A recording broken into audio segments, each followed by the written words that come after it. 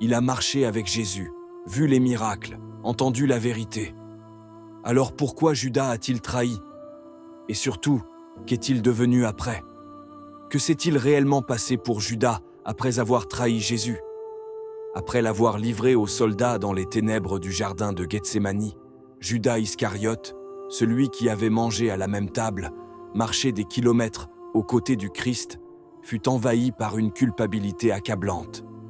Selon l'évangile de Matthieu, en prenant conscience de la portée tragique de son geste, il tenta de rendre les 30 pièces d'argent au prêtre, reconnaissant avoir péché en livrant un sang innocent.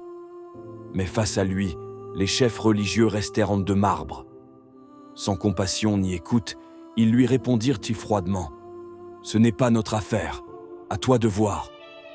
Désespéré, brisé par le poids de son acte, Judas jeta l'argent dans le temple et selon ce même évangile, mit fin à ses jours, consumé par le remords. Mais l'histoire ne s'arrête pas là. Le livre des Actes offre une version encore plus sombre et dérangeante.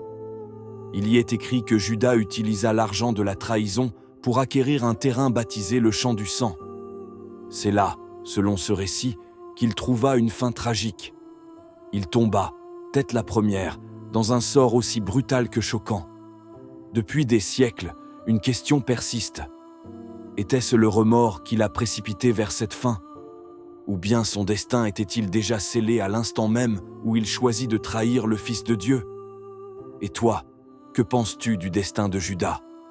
Commente « Amen » si tu crois que chaque choix porte un poids.